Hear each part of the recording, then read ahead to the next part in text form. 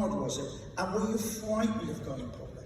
Yeah, it was, it took a while, you know, I started, people said read the New Testament, don't read the Old Testament, it'll only confuse you, but the main facts of Christianity are based about the love that Jesus showed everybody. So I started doing that, I spoke with lots and lots of people, but when it came to presenting it from a stage, Billy Graham came that year, and I got this letter saying, would you come and talk about your faith? And I thought, oh, I don't know if I could stand in front of a whole lot of people, knowing that the journalists were going to be there.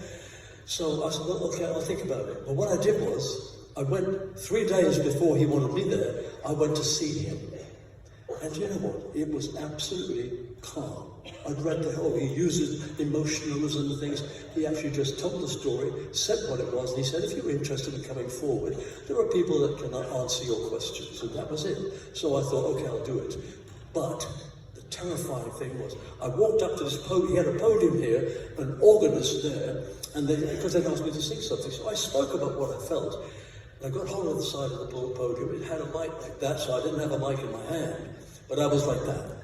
And I sang, the chimes of time, ring out the news, another day is through. I got through to the end of it. And then I walked back to my chair, like this.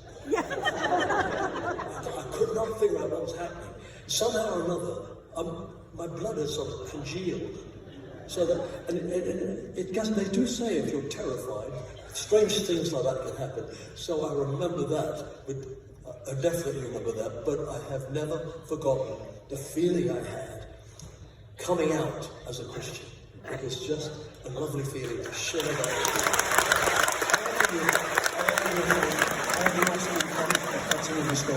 But I envy you so much, so much.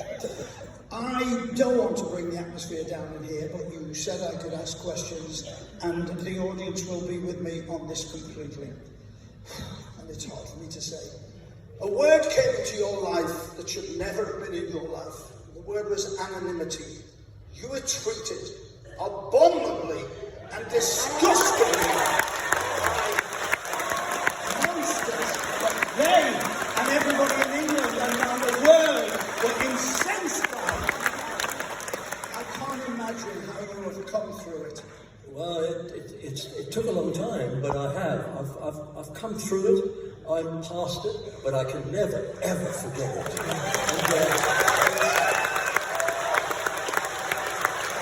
I discovered quite early on, about 2 or 3 months into that, being trapped in my house in Portugal and unable to move and reading all these horrible things about me, my lawyers rang me and they said, are you okay? I said, yeah, I'm getting through this. And they said, we have never worked with an artist who has 100% of the people of England behind him.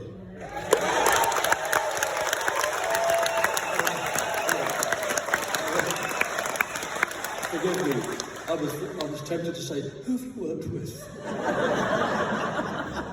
But I got through it, and it was with a lot of help, and I can only say thank you. I got messages and all sorts of things from you as fans to support me, and it does help to have that kind of backing.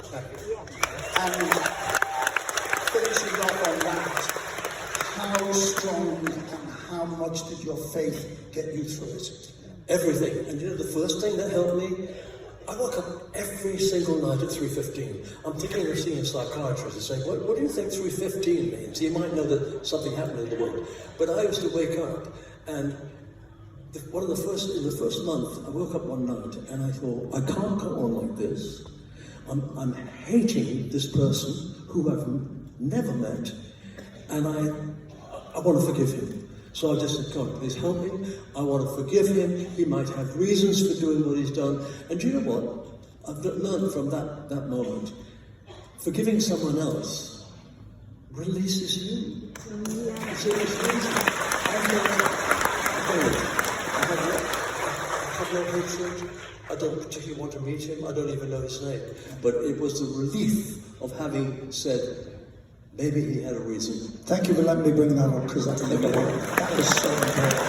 And my next question, are you aware of the love of the fans and the friendships they developed because of Sir Cliff Richard.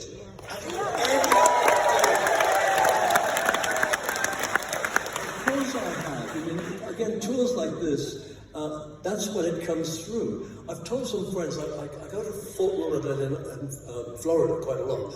Made a lot of friends, they didn't know who I was, and that's why I felt good about it, because they liked me for me. Anyway, one day they said, what do you do for a living? So I told them, I said, Google me. And the next time I met them, they all went, oh. But I wanted to tell them, and I've said to them, sometimes if we're big enough, it could have worked here too, but I'd like them to come on and make them stand in front of the band, and then have myself introduce, come on. And I said to them, you will feel that love. It's tangible. Ladies and gentlemen, I'm going to get off because he's got to sing. Thank you so much.